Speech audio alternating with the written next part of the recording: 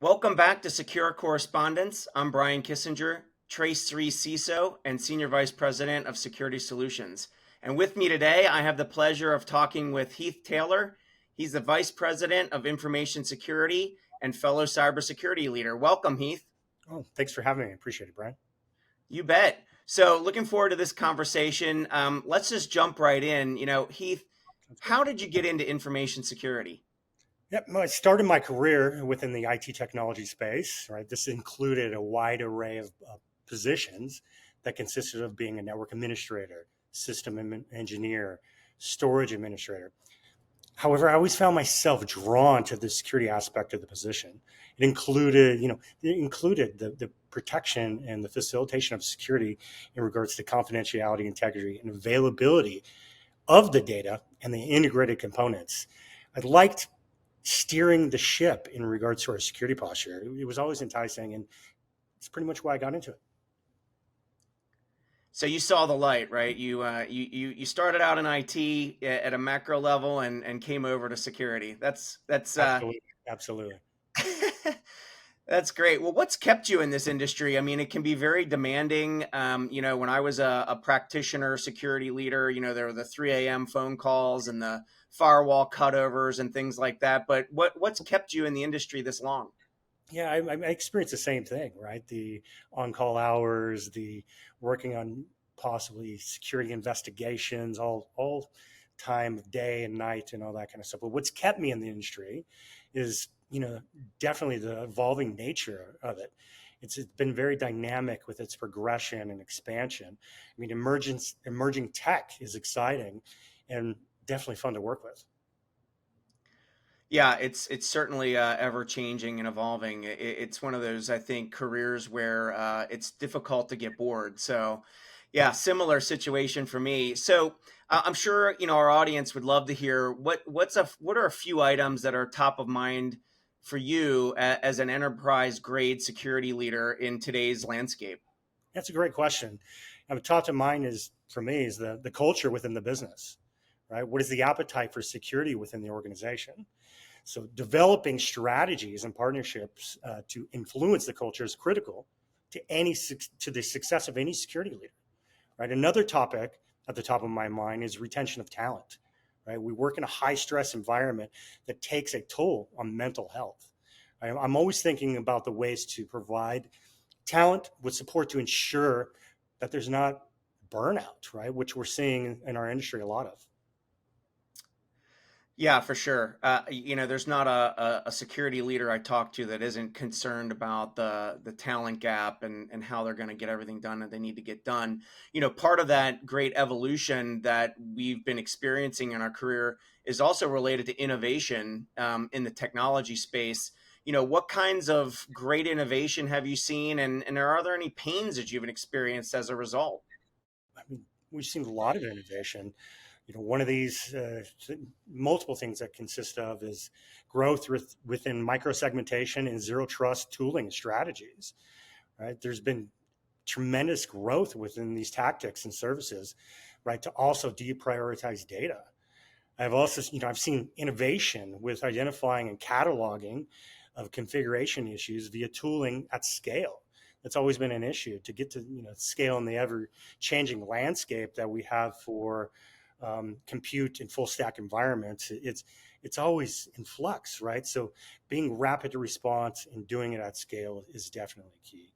Right. And over the next few years, I would see an advancement in security data analytics, specifically in behavioral analytics.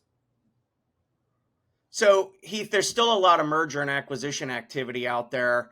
And oftentimes security teams, are not involved or maybe not as involved as they should be. What, from your perspective, should security teams be thinking about during these types of transactions? Yeah, during these transactions, I think security is critical and key, um, and that's in pre-close and post-close. So pre-close by identifying the risk that's associated with the acquisition and the onboarding of components and business processes and inherent risk that you're bringing to your acquiring organization is something that the board, I believe, needs to be aware of.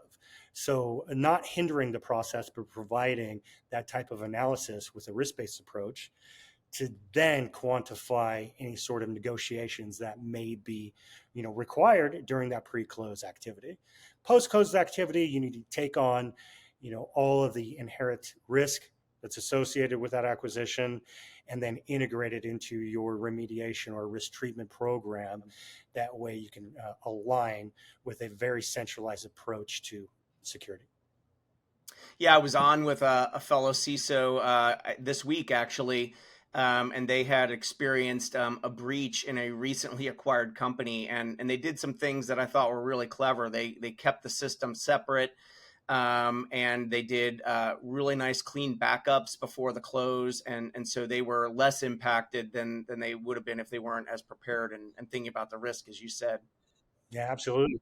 That makes perfect sense. I mean, not integrating fully until you have a level of security posture that new acquired organization can adhere to, and that makes perfect sense. So let's talk about what's next. Where do you see InfoSec leaders in the next 5 years? I see an inclusion of the human aspect of security. I see security leaders recognizing that human aspect, changing and shifting the culture within organizations to have a security, maybe not first but associated and in line focus with business processes and business direction. This includes educating the employee with security awareness, and also it empowers that employee to have that sense and a feel of being a part of the program and in the process, as opposed to only strictly being dictated to. Right. I also see security leaders, specifically CISO or relating type position, having board exposure, right? Having that direct communication with the board of risk and creating strategies directly with that interaction is considerably valuable. And I see, us going to that trend over the next 5 years. Yeah, I'm seeing more and more CIOs and CISOs getting board positions because of the importance of that understanding within the environment. All right, I'm going to hit you with a curveball. We didn't talk about this one, but what advice would you give the younger Heath if you could go back, say, maybe 10, 15 years in your careers, or something you would have done differently? I don't think I would do anything differently, but what I would say to a younger Heath is, concentrate on the detail, right? At a younger age, concentrate on, the human aspect, the motivational factors for having folks, kind of do what you want, being influential as opposed to just dictating what needs to happen. And we're in an environment though where we, some things are a requirement by regulatory parties, but the most progress I've experienced, as of late, and I say the last few years, is being that partnership and that influential aspect within the organization, betting yourself in the organization to align your security to what your business is trying to achieve. Hmm. Yeah, no, I think that's great advice. I think, I'm seeing that in the industry too. More and more IT leaders and security leaders are thinking more like business people and having that tight alignment with their business colleagues. Well, Heath, thank you so much for being here today. Really great conversation. I want to thank our audience and everyone have a great day. Thank you so much. I appreciate you having me.